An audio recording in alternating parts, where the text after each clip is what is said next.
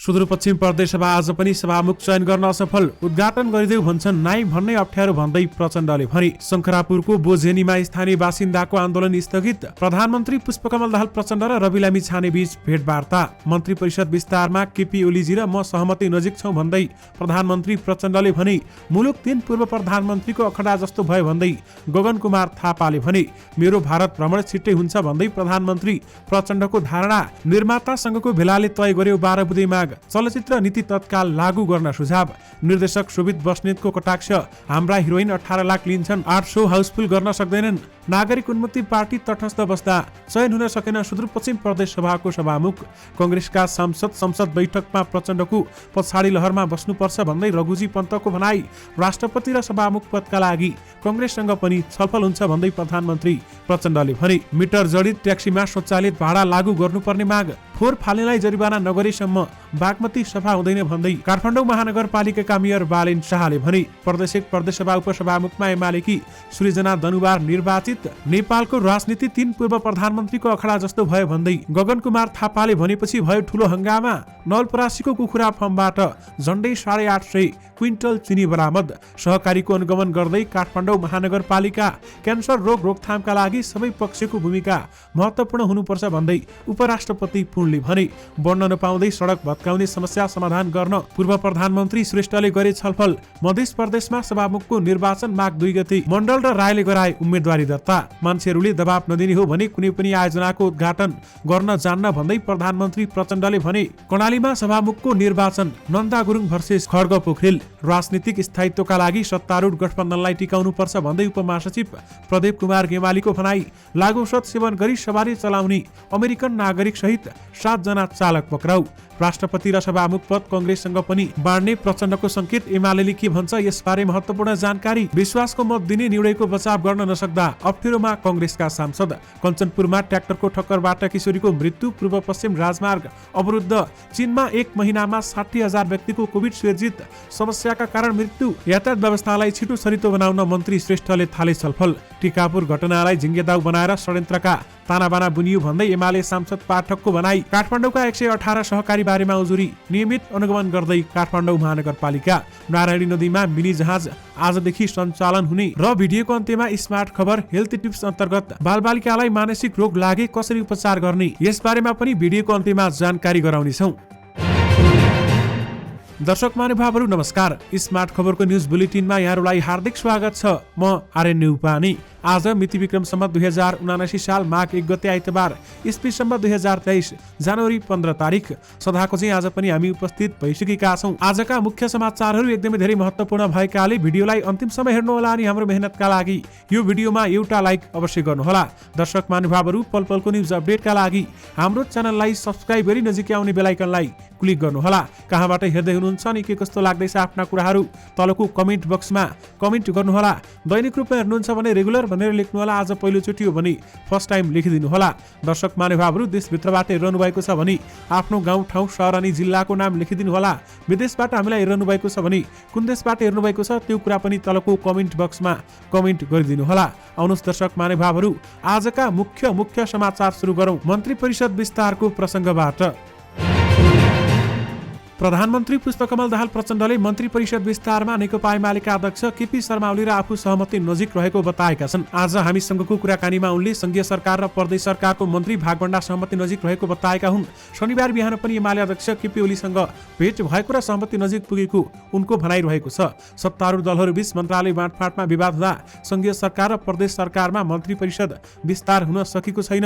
नियुक्त भइसकेका कतिपय मन्त्रीहरूको पनि जिम्मेवारी तोकिएको छैन। त्यसकारण मन्त्री परिषद विस्तारमा ओलीजी र म सहमति नजिक छौं भन्दै प्रधानमन्त्री प्रचण्डले बताउनु भएको छ। नेपाली कंग्रेसका महामन्त्री गगन कुमार थापाले नेपालको राजनीति 3 जना पूर्व प्रधानमन्त्रीहरूको अखडा जस्तो भएको टिप्पणी गरेका छन्। पूर्व प्रधानमन्त्री द्वय शेरबहादुर देउबा, केपी शर्मा ओली र पुष्पकमल दाहाल प्रचण्डप्रति संकेत गर्दै उनले 4 मङ्सिरको चुनावपछि नेपाली राजनीति पूर्व प्रधानमन्त्रीहरू एक लेयरकालाई छक्काउने ढाल्ने कुरामा मात्रै केन्द्रित भएको बताएका छन्। आज एक कार्यक्रममा बोल्दै थापाले पूर्व प्रधानमन्त्रीहरू बीचको जेलबाट मुलुकलाई जोगाउन आवश्यक रहेको बताएका छन्। नेपालको राजनीति कस्तो भयो भने 3 जना भूतपूर्व प्रधानमन्त्रीहरूको अखडा जस्तो जस्तो भयो, कुन चाहिँ भूतपूर्व प्रधानमन्त्रीले कुन चाहिँ भूतपूर्व प्रधानमन्त्रीलाई झुक्काउनु भयो, आइतबार फलानुले झुक्काउनु भएको थियो, सोमबार अर्कैले ठहरै पार्नुभयो भन्दै उनले भने। थापाले अगाडि भने 3 जना भूतपूर्व प्रधानमन्त्रीहरू त्यो एउटा अखडाभित्र कसले कसलाई छक्काउने, कसले कसलाई ढाल्ने तीनवटा प्रधानमन्त्रीको क्लब जस्तो भयो। महामन्त्री थापाले नेपालको राजनीतिलाई सही ठाउँमा ल्याउन संसदमा सबै राजनीतिक दलका सांसदहरूले मिलेर बहसलाई अघि बढाउनु पर्ने बताएका छन्।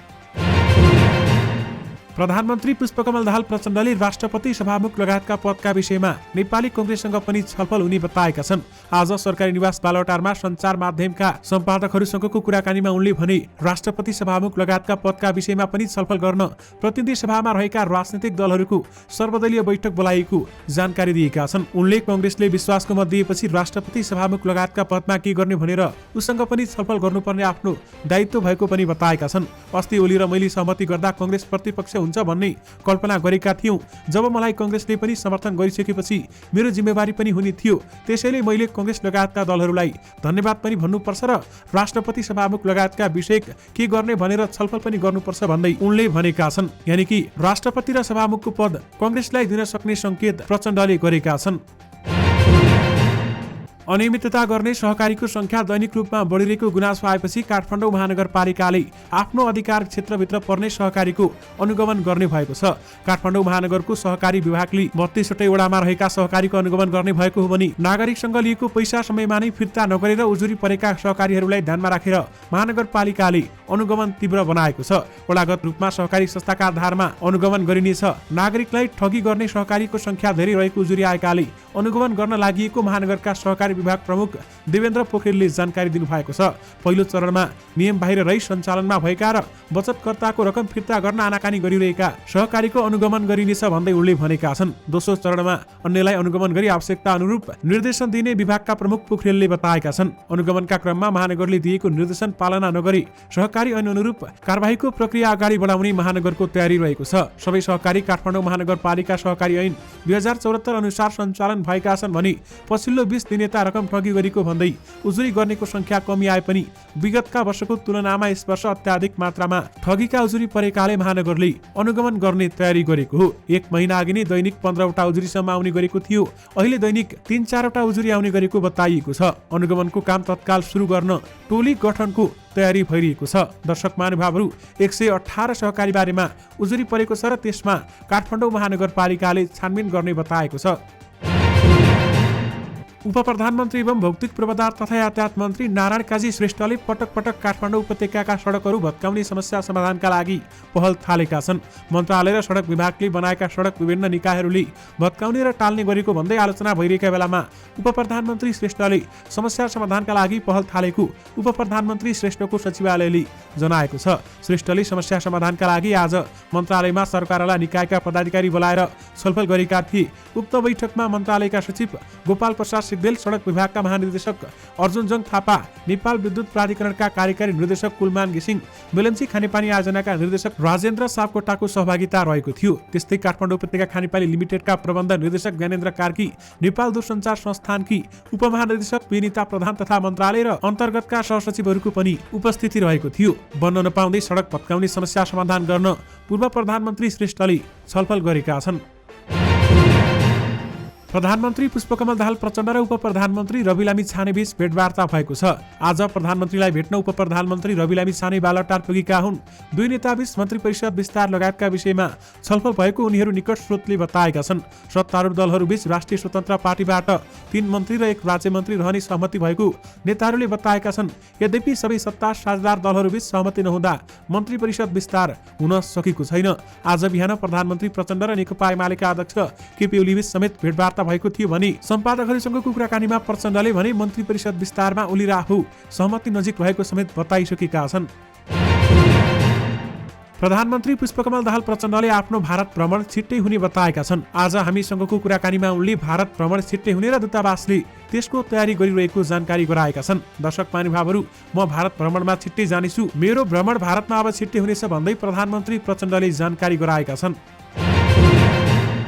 चलचित्र निर्माता संघको बृहत राष्ट्रिय भेलाले 12 बुँदे मागपत्र सार्वजनिक गरेको छ। यी मागलाई सञ्चार मन्त्रालय, चलचित्र विकास बोर्ड र चलचित्र संघमा बुझाइने जानकारी अध्यक्ष नवल खड्काले दिएका छन्। यी मागलाई सम्बोधन नगरी आन्दोलनमा उत्रनु पर्ने अवस्था आउने अध्यक्ष खड्काले बताए। शनिबार सम्पन्न बृहत भेलाले दिएका सुझावमा चलचित्र नीति बोर्ड र प्रदर्शक संस्थानसँग सम्बन्धित समावेश छन् भने यी हुन् निर्माता संघको भेलाले तय गरेका मागहरू। दर्शक महानुभावहरू, ती 12 मागमा राष्ट्रिय चलचित्र नीति 2071 लागू गर्नुपर्ने साथै उच्चस्तरीय मूल्याङ्कन अनुगमन समिति पनि गठन गरिनुपर्ने, 2 नम्बरमा चलचित्र विकास बोर्डको शाखा कार्यालय प्रत्येक प्रदेशमा स्थापना गरी चलचित्र निर्माणमा सहज र सरलीकरण गर्नुका साथै सिनेमा पर्यटनको विकास गर्नुपर्ने, 3 नम्बरमा चलचित्र छायाङ्कनका लागि प्रत्येक प्रदेशमा फिल्म स्टुडियो निर्माण गर्न सम्बन्धित निकायसँग पहल गर्नुपर्ने, 4 नम्बरमा नेपाली चलचित्रको विकासका लागि घुम्ती चलचित्रको अवधारणालाई अवलम्बन गर्नुपर्ने, 5 नम्बरमा राष्ट्रिय आदिवासी जनजाति र सीमान्तकृत चलचित्रको निर्माण तथा प्रदर्शनमा प्राथमिकता दिएर अनुदानको व्यवस्थापन गर्नुपर्ने, 6 नम्बरमा चलचित्र ऐनमा सूचीकृत भएको सेवामूलक चलचित्र उद्योगलाई पूर्ण व्यावसायिक चलचित्र उद्योगको रूपमा परिणत गर्नुपर्ने, 7 नम्बरमा जसरी नेपाल सरकारले बक्स अफिसको निर्माण गरेको छ त्यसैगरी यसलाई पारदर्शी र वैज्ञानिक तुल्याउनु पर्ने, चलचित्र प्रदर्शन गर्ने सर्भर र कोडिङ प्रणालीको विकास गरी निशुल्क हुने व्यवस्था गर्नुपर्ने, 8 नम्बरमा हल अनुगमनलाई कडाइका साथ लागू गरियोस् जसमा निर्मातालाई पनि सामेल गरियोस्, 9 नम्बरमा मधेसमा नेपाली चलचित्रको विकास र विस्तारको लागि विभिन्न कार्यक्रम सञ्चालन गरियोस्, कार्यशाला, गोष्ठी, चलचित्र महोत्सव, घुम्ती चलचित्रको अवधारणा लगायत, 10 नम्बरमा चलचित्रको प्रोजेक्ट बिमाको व्यवस्था गरियोस्, 11 नम्बरमा चलचित्र निर्माणको लागि राज्य स्तरबाट चलचित्र नै धितो राखी प्रोजेक्ट लोनको व्यवस्था गरियोस् र अन्तिम 12 नम्बरमा नेपाली दूतावास भएका प्रत्येक देशमा सांस्कृतिक सहचारी दूत नियुक्त गरियोस्, नेपाली चलचित्र प्रदर्शन गर्ने वातावरण सृजना गरियोस् भन्दै बताइएको छ। यानि कि निर्माता संघको भेलाले यी 12 बुँदे माग गरेको छ भने चलचित्र नीति तत्काल लागू गर्न सुझाव समेत दिएको छ। प्रधानमन्त्री पुष्पकमल दाहाल प्रचण्डले उद्घाटन र शिलान्यासको कार्यक्रममा जानुपर्ने आफ्नो बाध्यता रहेको बताएका छन्। आज केही सम्पादकहरूसँगको छलफलमा उनले उद्घाटन र शिलान्यासमा जाँदा समय धेरै जाने भए पनि धेरै जिद्दी आउने गरेको सुनाएका छन्। उद्घाटन शिलान्यास गर्नै पर्छ र भन्ने प्रश्नको जवाबमा प्रधानमन्त्री प्रचण्डले आफू जाँदिन भनेर सोचे पनि कतिपय कार्यक्रममा जानै पर्ने बाध्यता रहेको बताएका हुन्। वास्तवमा उद्घाटन शिलान्यासमा समय बिताउनु भन्दा यही बसेर खुरुखुरु काम गरौँ भन्ने त मलाई पनि लागेकै हो, तर जातिविधि नै कर गर्छन्, अब के गर्ने उनले प्रश्न सोधे। अनि उनले आफैले उत्तर दिए, बरु कतिपय उद्घाटन चाहिँ राति गरौँ कि समय पनि बचत हुने, बिहान र दिउँसोको काम गर्न पाइने भन्दै उहाँले बताउनु भएको छ। बालुवाटारमा आएर उद्घाटनको निम्तो दिएपछि नाइ भन्न अप्ठ्यारो भएको उनको भनाइ रहेको छ भने प्रधानमन्त्री प्रचण्डले दिनमा एकपटक कुनै पनि हालतमा सिंहदरबार पुग्ने पनि बताएका छन्। नेपाल विद्युत प्राधिकरण र काठमाडौँको शङ्खरापुर नगरपालिका 3 स्थित भुजेनीका आन्दोलनरत पक्षबीच 3 बुँदे सहमति भएको छ। काठमाडौँ 2 की सांसद सविता गौतम, शङ्खरापुर नगरपालिकाका प्रमुख रमेश नापित, काठमाडौँका प्रमुख जिल्ला अधिकारी घनश्याम उपाध्याय, विद्युत प्राधिकरणका कार्यकारी निर्देशक कुलमान घिसिङ सहित आज भएको वार्तामा आन्दोलन स्थगित गर्ने सहमति भएको हो। काठमाडौँ 2 की प्रतिनिधि सभा सदस्य सविता गौतमले सर्वपक्षीय छलफलबाट तत्कालका लागि आन्दोलन स्थगित भएको बताएकी छन्। सबस्टेसन निर्माण स्थलमा स्थानीय बासिन्दाबाट भइरहेको अवरोध तत्काल स्थगित गर्ने र स्थानीय प्रशासनबाट शान्ति सुरक्षाका लागि परिचालन गरिएका प्रहरीलाई फिर्ता पठाउने निर्णय भएको पनि उनले बताएकी छन्। मानव बस्तीमा सबस्टेसन निर्माण गर्न नहुने र यसलाई अरू नै ठाउँमा सार्नुपर्ने माग राख्दै केही स्थानीयले सबस्टेसन निर्माणमा अवरोध गर्दै दैनिक रूपमा त्यस क्षेत्रमा प्रदर्शन हुँदै आएको थियो। उक्त कुरामा शङ्खरापुरको भुजेनीमा स्थानीय बासिन्दाको आन्दोलन स्थगित भएको छ। दर्शक महानुभावहरू, गत साता भारतीय फिल्म निर्माता करण जोहरले महँगो पारिश्रमिक लिने स्टार प्रति लक्षित गर्दै व्यङ्ग्य गरे। उनको यो अभिव्यक्ति प्रति बलिउडको वर्तमान यथार्थ र गुनासो पनि लुकेको छ। करणले भनेका छन्, 20 करोड भारू पारिश्रमिक माग्ने तर 5 करोडको ओपनिङ दिन नसक्ने कलाकारको यो भ्रम रोग जस्तै हो जसको कुनै खोप छैन भन्दै बताएका थिए। दर्शक महानुभावहरू, यता भने नेपाली फिल्म निर्देशक तथा निर्माता शोभित बस्नेतले पनि शनिबार यस्तै अभिव्यक्ति दिएका छन्, जसको आशय बलिउड निर्माता जोहरसँग ठ्याक्कै मिल्छ। भन्नुको अर्थ बलिउड र नेपाली फिल्म साझा समस्याबाट ग्रसित छन्, जहाँ स्टार महँगो पारिश्रमिक त लिन्छन् तर उनीहरूको फिल्मको ओपनिङ नै निकै कमजोर हुन्छ, अर्थात् पहिलो सप्ताहन्तको ओपनिङ अकुपेन्सी 10% भन्दा तल हुन्छ भन्दै बताइएको छ। बस्नेतले लेख्छन्, हाम्रा हिरोइनहरू 18 लाख लिन्छन् तर देशभर 8 शो पनि हाउसफुल गर्न सक्दैनन्। उनकै अभिव्यक्तिको समय र सान्दर्भिकता कता लक्षित छ भन्ने कुरा पनि बुझ्न कठिन छैन। सुमितले यस्तो लेखिरहँदा नेपाली हलहरूमा साम्राज्ञी शाहको तिम्रो मेरो साथ, प्रियङ्का रिचा शर्माको चिमुसिची र उपासना सिंह ठकुरीको डिसेम्बर फल्स प्रदर्शन भइरहेको छ। यी सबै फिल्मलाई हलमा दर्शक तान्न पनि सकस भइरहेको छ। यो सन्दर्भमा आएको निर्देशक बस्नेतको अभिव्यक्तिले सामाजिक सञ्जालमा बहस निम्ताएको छ, जसमा अन्य फिल्मी कर्मी पनि उत्रिएका छन्। नेपाल मिटर ट्याक्सी व्यावसायिक चालक समाजले आफ्ना 16 बुँदे माग सार्वजनिक गरेको छ। समाजले आफूहरूको व्यवसाय र लगानीको सुरक्षा नभएको भन्दै माग पूरा नभए कडा आन्दोलन गर्ने चेतावनी दिएको छ। आज काठमाडौँमा पत्रकार सम्मेलन गर्दै चालक समाजले राज्यले ट्याक्सी व्यवसायलाई बन्धक बनाएको भन्दै 16 बुँदे माग सार्वजनिक गरेको हो। मिटर जडित ट्याक्सीमा स्वचालित भाडा लागू गर्ने चालक समाजले माग अघि सारेको छ भने एक बार कर प्रणाली लागू गर्नुपर्ने जोड दिँदै महानगर वा सरकारले एप बनाएर ट्याक्सी सञ्चालन गर्ने व्यवस्था मिलाउनु पर्ने उनीहरूको भनाइरहेको छ। चालक समाजले पेशा व्यवसायका क्रममा विभिन्न मितिमा हत्या गरिएका र कुटपिट गरी घाइते बनाइएका ट्याक्सी व्यवसायीको न्यायका लागि सरकारले पहल गर्नुपर्नेमा जोड दिएको छ। चालकले लगाउनु पर्ने पहिलो ज्याकेटलाई हटाउनु पर्ने, इम्पोस्ट नम्बरमा नेपाली भाषाको प्रयोग गरिनुपर्ने लगायतका माग चालक समाजले राखेको छ।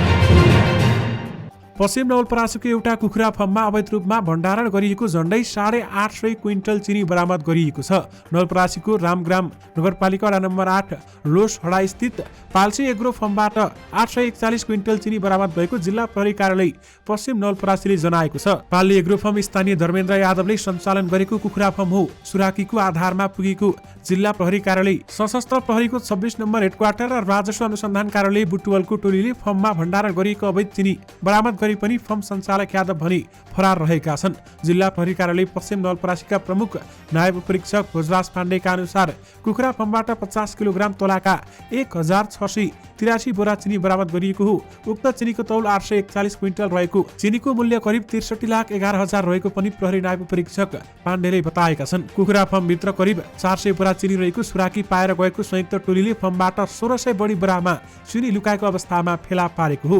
प्रहरीले चिनी बरामद गरे पनि ट्रक चालकहरूले नमानेपछि सशस्त्र र नेपाल प्रहरीकै पिकअप गाडीले आज बिहानसम्म चिनी ढुवानी गरेको प्रहरी नायब परीक्षक पाण्डेले जानकारी दिएका छन्। उनका अनुसार ढुवानीका लागि ट्रक चालकलाई बोलाएर पनि चिनी तस्करहरूको धम्कीको कारण फिर्ता भएको समेत बताइएको छ। उनीहरूले ट्रक पठाए जे पनि हुने धम्की दिएपछि व्यवसायीले ट्रक पठाउन डर मान्नुभयो। ट्रक नआएपछि हाम्रै पिकअप गाडीले आज बिहानसम्ममा लगाएर जिल्ला प्रहरी कार्यालयमा चिनी ल्याइ पुर्याएको हो भन्दै उनले भनेका छन्। दर्शक महानुभावहरू, यो चिनी अवैध मानिएको छ भने अहिले यसको अनुसन्धान तीव्र गतिमा भइरहेको छ।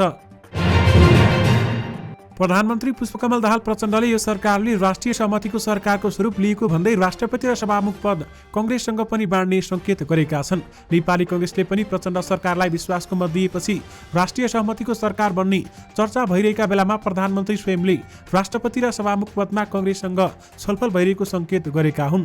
प्रचण्डलाई प्रधानमन्त्री बनाउने सहमति हुँदा नै एमाले र माओवादी केन्द्रबीच राष्ट्रपति र सभामुख पहिलो कार्यकाल पद एमाले लिने सहमति भएको विश्वास गरिएका बेलामा प्रचण्डले त्यो सहमति नभएको बताएका हुन्। दर्शक महानुभावहरू, प्रचण्डले राष्ट्रपति र सभामुख पद कङ्ग्रेससँग पनि बाँड्ने संकेत पनि गरेका छन् र कङ्ग्रेससँग छलफल गर्ने पनि प्रचण्डले बताएका छन्।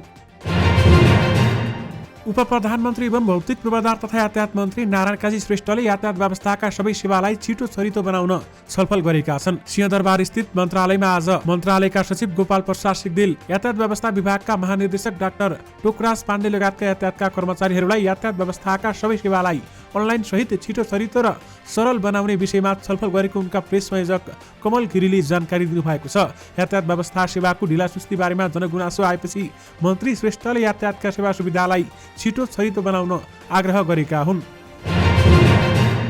लामो समयको प्रतीक्षापछि चितवनको नारायणी नदी किनारमा क्रुज शिप सञ्चालनमा आउने भएको छ। क्रुज निर्माणमा गरेको राइनो वाटर इन्टरटेनमेन्ट प्रणालीले नदी किनारामा माघ 1 गतेदेखि व्यावसायिक रूपमा क्रुज सञ्चालन गर्न लागेको हो भने राइनो वाटर इन्टरटेनमेन्ट प्रणालीका प्रबन्ध निर्देशक रामचन्द्र कुणेलले क्रुज सञ्चालनको लागि तयारी गरेको बताएका छन्। क्रुजको 2 वर्ष अगाडि सफल परीक्षण गरिएको थियो। कोरोना महामारीका कारण समयमा क्रुजको निर्माण सकेर सञ्चालन गर्न नसकेको प्रबन्ध निर्देशक कुणेलले जानकारी दिएका छन्। भरतपुर महानगरपालिका 16 ज्ञानेश्वर सामुदायिक वन स्थित काभ्रेघाटमा क्रुज शिपको सब स्टेसन रहेको छ भने क्रुजमा एक पटकमा 180 जना यात्रु एकैसाथ चढ्न पाउँछन्। क्रुज शिपमा 3 तला रहेको छ। प्रबन्ध निर्देशक कर्णेलका अनुसार 1 घण्टासम्ममा नारायणी नदीमा क्रुजमा यात्रुलाई सयर गराउने योजना छ। क्रुज चढेको टिकट 700 तोकिएको छ। ब्रेकफास्ट क्रुजिङका लागि 1500, लन्च क्रुजिङका लागि 2000, डिनर क्रुजिङका लागि 2500 रुपियाँ तोकिएको छ भने क्रुज शिप भित्र रेस्टुरेन्ट, सांगीतिक कार्यक्रम गर्न आकर्षक स्टेज, बैठक सेमिनार गर्न मिल्ने हल, सेल्फी पोइन्टहरू समेत राखिएका छन्। क्रुजमा भिआइपी कक्ष, सेल्फी लिने तथा चलचित्र सुटिङ गर्न मिल्ने युनिट डिजाइन परिवर्तन गरी थपिएको छ। पहिलाको भन्दा बाहिरी लुक्स राम्रो देखाउने गरी डिजाइन गरिएको प्रबन्ध निर्देशक कर्णेलले जानकारी दिनुभएको छ। डिजाइन परिवर्तन गर्दा 1 करोड लागत र वजन 10 टन थप भएको कम्पनीको भनाइरहेको छ। हरेक यात्रुको 10 लाख बराबरको बिमा हुनेछ। क्रुज शिपमै बसेर विवाह, व्रतबन्ध, पास्नी, जन्मोत्सव, वैवाहिक वर्षगाँठ लगायतका गतिविधिहरू गर्न पाइने सुविधा समेत राखिएको छ। क्रुज शिप निर्माणमा 15 करोड भन्दा बढी खर्च भएको छ भने क्रुज सञ्चालनका लागि नारायणी नदीमा 40 किलोमिटरको अनुमति छ। तर यति बेलामा पानीको सतह निकै कम भएकाले केही किलोमिटर मात्र चलाइनेछ। क्रुजमा 2 इन्जिन रहेका छन्। क्रुजको पहिलो तलामा 90, दोस्रो तलामा 100 जना अटाउन सक्ने क्षमता छ। पहिलो तलाको अगाडिपट्टि सेल्फी खिच्ने, चलचित्र तथा म्युजिक भिडियो सुटिङ गर्ने ठाउँ खुला छ। यहाँ 15 जना उभिन मिल्नेछ। यहाँ बैठक गर्न पनि मिल्नेछ भन्दै बताइएको छ। दोस्रो तलाको एक छेउमा 10 जना विशिष्ट व्यक्तिका लागि कुर्सी राखिनेछ। क्रुज 100 फिट लम्बाइ र 25 फिट चौडाइको छ। नर्वेजियन प्रविधिको प्रयोग गरेर बनाइरहेको क्रुज शिपमा भारतको केरलाका प्राविधिकले तयार गरेका हुन् र क्रुज सदस्य 15 जना रहेका छन्। विशेष गरी नारायणी नदीमा मिनी पानी जहाज आजदेखि सञ्चालनमा आउने भएको छ। सुदूरपश्चिम प्रदेशसभामा शनिबार पनि सभामुख चयन हुन सकेको थिएन। नागरिक उन्मुक्ति पार्टीका 7 जना सांसद तटस्थ रहेपछि सभामुखका उम्मेद्वार माओवादी केन्द्रका सांसद भीमबहादुर भण्डारी र कंग्रेस सांसद मानबहादुर रावलले निर्वाचित हुनका लागि आवश्यक 51% मत पाउन नसकेका हुन्। सत्ता गठबन्धनको उम्मेद्वार भण्डारीलाई सभामुख चयन गरियोस् भन्ने प्रस्तावको पक्षमा जम्मा 22 मत पर्यो। 53 सदस्यीय प्रदेशसभामा सभामुख निर्वाचित हुन कम्तीमा 27 मत ल्याउनु पर्छ। त्यस्तै नेपाली कंग्रेसका सभामुख उम्मेद्वार मानबहादुर रावलले पनि 22 मत पाएका छन्। सुदूरपश्चिम प्रदेशसभामा सभामुख चयनका लागि यसअघि भएको निर्वाचनमा सत्ता गठबन्धनका उम्मेद्वार भण्डारीले 26 मत पाए भने कंग्रेसका रावलले 23 मत पाएका थिए। यानि कि सुदूरपश्चिममा शनिबार पनि सभामुख चयन गर्न असफल भएको छ। रघुजी पन्त नेकपा एमालेका सांसद तथा स्थायी समिति सदस्य पनि हुन्। एमाले र माओवादी केन्द्रको सत्ता साझेदारीको समझदारीमा उनले सभामुख पदमा आकांक्षा राखेका छन् र पन्तसँग नेपाली कंग्रेसले प्रधानमन्त्रीमा प्रचण्डलाई विश्वासको मत दिएको पछि राजनीतिक अवस्था एमाले र एकीकृत समाजवादी बीचको सम्बन्ध र नेपाली कंग्रेसको संसदीय भूमिकामा उनले केही कुरा समेत राखेका थिए। दर्शक महानुभावहरू, जसरी नेपाली कंग्रेसले हामी प्रतिपक्ष हौं भन्दै सरकारलाई विश्वासको मत दियो, त्यसले नेपाली कंग्रेसले प्रमुख प्रतिपक्षमा बस्ने नैतिक आधार गुमायो। यद्यपि उसले भोट हाल्ने उसको अधिकार हो, हाल्न पनि सक्छ, नहाल्न पनि सक्छ। हाल्यो संविधानले हाल्न हुँदैन भनेको छैन, नियमावली प्रष्ट त छैन, तर संसदको सुविधा सम्बन्धी ऐनमा छ भन्दै उहाँले बताउनु भएको छ। र साथमा दर्शक महानुभावहरू, कंग्रेसका सांसद बैठकमा प्रचण्डको पछाडि लहरमा बस्नुपर्छ भन्दै रघुजी पन्तले बताएका छन्। प्रदेश 1 प्रदेशसभा उपसभामुखमा नेकपा एमालेकी सृजना दनुवार निर्वाचित भएकी छिन्। शनिबार भएको निर्वाचनले उनलाई उपसभामुखमा निर्वाचित गरेको हो भने प्रदेशसभा सचिवालयमा भएको उपसभामुख निर्वाचन प्रक्रियामा दनुवारको पक्षमा 57 मत परेको थियो। उनलाई उपसभामुख पदमा मत दिन भन्ने पक्षमा 33 मत परेको थियो। मतदानमा 90 जना सांसदहरूको सहभागिता थियो। दनुवारको प्रस्तावकमा माओवादी केन्द्रका प्रदेश सांसद नारायण बुर्जा मगर र समर्थकमा राप्रपाकी सबिजा बजगाई थिए। प्रदेशसभामा एमालेका 40, कंग्रेसका 29, नेकपा एमाले केन्द्रका 13, राप्रपाका 6, नेकपा एकीकृत समाजवादीका 4 र जसपाका 1 सदस्य गरी 93 सांसद रहेका छन्। सत्ता गठबन्धन दल एमाले, माओवादी, राप्रपा र जसपाको गरी 60 मत हुन्छ। यसरी सभामुख तटस्थ बसे भने एमालेका 2 सांसद अनुपस्थित रहे। उमाकान्त गौतम र मीना श्रेष्ठ अनुपस्थित रहेका थिए। यानि कि प्रदेश 1 को प्रदेशसभा उपसभामुखमा एमालेकी सृजना दनुवार निर्वाचित भएकी छन्। माघ 2 गते हुने मधेस प्रदेशसभाको सभामुखको लागि 2 जनाले उम्मेदवारी दर्ता गराएका छन्। प्रदेशको प्रदेशसभाको दोस्रो कार्यकालका लागि सत्ता गठबन्धनको तर्फबाट प्रदेशसभा सदस्य रामचन्द्र मण्डल र नेपाली कंग्रेसको तर्फबाट जङ्गीलाल रायले उम्मेदवारी दर्ता गराएको मधेस प्रदेशसभाको प्रदेशसभा सचिव रञ्जित कुमार यादवले जानकारी दिएका हुन्। नेपालको संविधानले प्रदेशसभाको पहिलो बैठक प्रारम्भ भएको 15 दिनभित्रमा प्रदेश सभामुखको निर्वाचन गर्नुपर्ने व्यवस्था गरे अनुसार प्रदेशसभा सचिवालयले शनिबार प्रदेश सभामुखका लागि मनोनयन दर्ता मिति तय गरेको थियो। त्यसैगरी माघ 2 गते 1 बजे निर्वाचन गर्ने गरी निर्वाचन कार्यक्रम तालिका बनाएको प्रदेश सभा सचिवालयले सार्वजनिक गरेको सूचनामा उल्लेख गरिएको छ।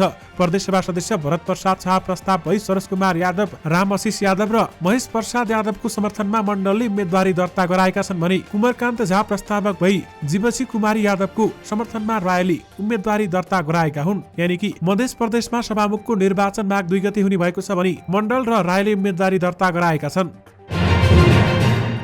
नेकपा एमालेका सांसद धर्मराज पाठकले टिकापुर घटनालाई राजनीतिक रूपमा सम्बोधन गरिने बताएका छन्। प्रदेशसभाको बैठकमा बोल्दै पाठकले टिकापुर घटनालाई उचालेर जिङ्गोदाउ बनाएर अगाडि नबढ्न समेत आग्रह गरेका छन्। टिकापुर घटनालाई प्रमुख राजनीतिक दलहरू राजनीतिक रूपमा सम्बोधन गर्नुपर्छ, यो राजनीतिक विषय हो भन्नेमा सहमत भइसकेका छन्।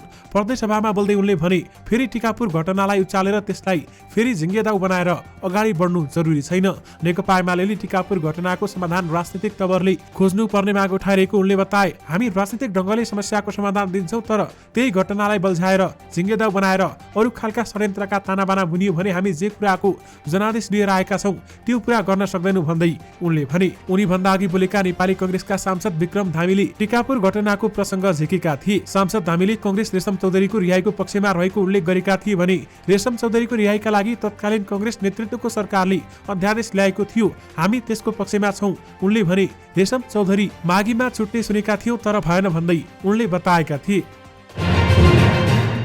चीनको स्वास्थ्य अधिकारीहरूले शनिबार 1 महिनाको अवधिमा कोभिड-19 का कारण झण्डै 60,000 व्यक्तिको मृत्यु भएको जानकारी दिएका छन्। सन् 2022 को डिसेम्बर 8 देखि यस वर्षको जनवरी 12 सम्ममा चीनमा 59,938 जनाको कोभिडका कारण मृत्यु भएको राष्ट्रिय स्वास्थ्य आयोग अन्तर्गत चिकित्सा प्रशासन ब्युरोका प्रमुख जियाओ याहुले पत्रकार सम्मेलनमा जानकारी दिएका छन्। यो आँकडाले चिकित्सा सुविधाहरूमा रेकर्ड गराएका मृत्युहरूलाई मात्र बुझाउने हुँदा कुल संख्या यो भन्दा बढी हुन सक्ने अधिकारीहरूले बताएका छन्। जियाओका अनुसार यो मध्ये 5,503 जनाको मृत्यु कोभिडका कारण आएको श्वास प्रश्वास सम्बन्धी समस्याका कारण भएको छ भने 54,435 जनाको मृत्यु कोभिडसँग जोडिएको अन्य अन्तर्निहित रोगका कारण भएको हो भन्दै बताइएको छ। गत डिसेम्बरमा सुरु भएको शून्य कोभिड नीति त्यागेपछि चीनमाथि भाइरसका कारण मृत्यु हुनेको संख्यालाई कम आकलन गरेको आरोप लाग्दै आएको छ भने स्वास्थ्य अधिकारीहरूले बुधबार यकिन संख्याका बारेमा जानकारी लिन आवश्यक नभएको पनि बताएका छन्। बेजिङले यसअघि कोभिड-19 का कारण हुने मृत्युको वर्गीकरण गर्ने आफ्नो पद्धतिमा संशोधन गर्ने भाइरसका कारण श्वास प्रश्वासमा समस्या भएर मृत्यु हुनेको मात्रा गणना गर्ने बताएको थियो। तर विश्व स्वास्थ्य संगठनले यसको आलोचना गर्दै नयाँ परिभाषा अत्यन्तै संकीर्ण भएको समेत बताएको थियो। यानी कि चीनमा 1 महिनामा 60,000 व्यक्तिको कोभिड सिर्जित समस्याका कारण मृत्यु भएको छ भन्दै बताइएको छ।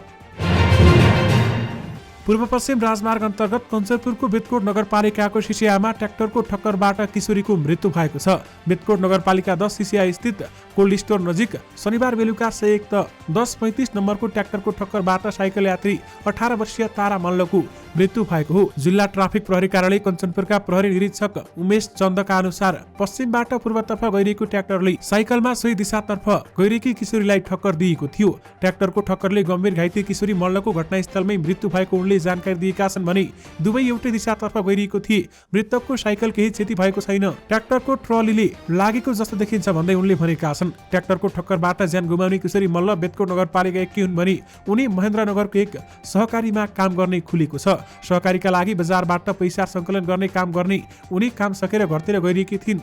ट्र्याक्टरको ठक्करबाट किशोरीको मृत्यु भएपछि सिसिया क्षेत्र तनावग्रस्त बनेको छ। स्थानीयले पूर्व पश्चिम राजमार्ग अवरुद्ध गरेका छन्। प्रहरीले आवागमन सहज बनाउने प्रयास गरिरहेको छ। आफ्नो नेतृत्वको गठबन्धन टुटेसँगै सत्ता गठबन्धन बाहिरबाट नेपाली कांग्रेस प्रतिरक्षात्मक बनेको थियो। त्यसपछि मात्रै प्रधानमन्त्री पुष्पकमल दाहाल प्रचण्डलाई विश्वासको मत दिने निर्णयले कांग्रेसका नेताहरू थप अप्ठ्यारोमा परेका छन्। प्रचण्डले 26 पुसमा विश्वासको मत लिँदा कांग्रेसले पक्षमा मत दिने निर्णय गरेको थियो। सो निर्णयमा केही नेताहरूले फरक मत राखे पनि हिप लगाइएका कारण कांग्रेसका सांसदहरू दलको निर्णय मान्न बाध्य भए। तर सो निर्णयको पार्टीभित्रै चर्को आलोचना पनि भयो। पार्टीका अधिकांश कार्यकर्ता र शुभचिन्तकहरूले त्यो निर्णयमा चित्त बुझाएका छैनन्। त्यसैले अधिकांश सांसदहरूले समेत सो निर्णयको खुलेर बचाव गर्न सकेका छैनन्। पार्टी सभापति शेरबहादुर देउवाले किन सो निर्णय गरे भन्नेमा पनि उनीहरू स्पष्ट छैनन्। सभापति शेरबहादुर देउवाले राष्ट्रपतिको चुनावमा माओवादी केन्द्रको सहयोग प्राप्त हुने अपेक्षाका साथ प्रचण्डलाई विश्वासको मत दिने निर्णय गरेको चर्चा भइरहेको छ। हुन पनि माओवादीले मत दिए कङ्ग्रेसमा उम्मेद्वार राष्ट्रपति निर्वाचित हुने स्थिति छ भने तर शेरबहादुर देउवा प्रचण्डबीच त्यस्तो सहमति भए नभएको आफूहरूलाई थाहा नभएको कङ्ग्रेस नेताहरू बताउँछन्। यानि कि विश्वासको मत दिने निर्णयको बचाव गर्न नसक्दा कङ्ग्रेसका सांसदहरू अप्ठ्यारोमा परेका छन्।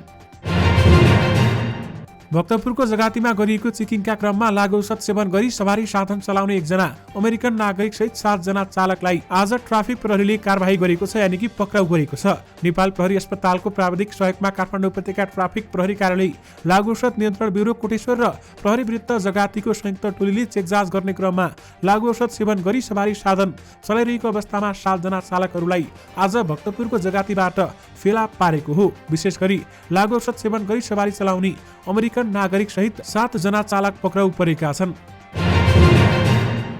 नेकपा एमालेका उपमहासचिव प्रदीप कुमार गेवालीले सत्तारूढ गठबन्धनलाई टिकाउनु पर्ने बाध्यात्मक अवस्था रहेको बताएका छन्। मुलुकको राजनीतिक स्थायित्वका लागि पनि सत्तारूढ गठबन्धनलाई टिकाएर अघि बढ्नुपर्ने पूर्व मन्त्री समेत रहेका उपमहासचिव गेवालीको तर्क थियो।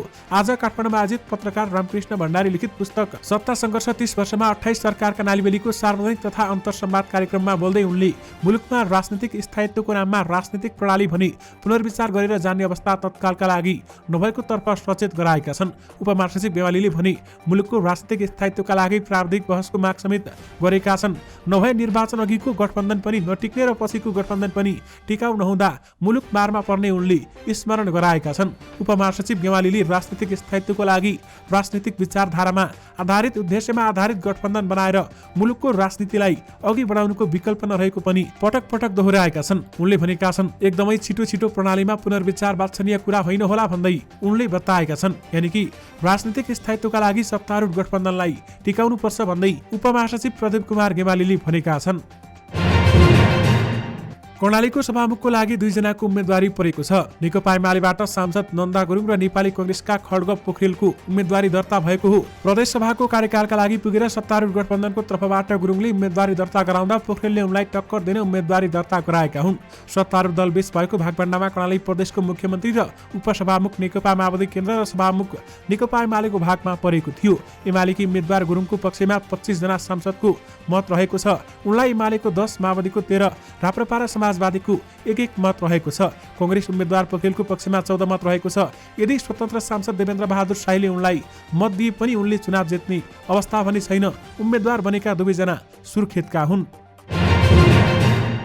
लामो समयदेखि सफाई अभियान सञ्चालन गरे पनि बागमती नदीमा फोहोर फाल्न रोकिएको छैन। अभियानकर्मी किशोर सिंह शाहीले अधिकार सम्पन्न बागमती सभ्यता एकीकृत विकास समितिले निर्माण गरेको भकारी बम चौरमा बसी गुह्येश्वरी मन्दिर अगाडि गौरीघाट नजिकैको नदी किनारामा फोहोर फाल्ने काम नियमित भएको बताएका छन्। उनका अनुसार अझै पनि बागमती नदीमा मोटरका पाट पूर्जा, बियरका क्यान, मोटरसाइकलका टायर, घरबाट निस्कने फोहोर फाल्ने गरिएको पाइएको छ। सफाईको मुख्य जिम्मेवारी स्थानीय सरकारको भए पनि काठमाडौँ महानगरपालिका लगायत काठमाडौँ उपत्यका र अन्य नगरपालिकाले पनि काम गर्न सकेका छैनन्। स्थानीय सरकारले फोहोर फाल्नेलाई दण्ड जरिवाना नगरेसम्म नदी सफाई अभियान सफल नहुने उनको अनुभव छ भने बागमती सफाई अभियानले विक्रमसम्म 2070 जेठ 5 मा सफाई सुरु अभियान गरे पनि तीनवटै तहका सरकारले प्रभावकारी रूपमा काम नगर्दा अभियान कर्मीले दुःख व्यक्त गरेका छन्। दर्शक महानुभावहरू, फोहोर फाल्नेलाई जरिवाना नगरेसम्म बागमती सफा हुँदैन भन्दै काठमाडौँ महानगरपालिकाका मेयर बालेन शाहले समेत बताइसकेका छन्।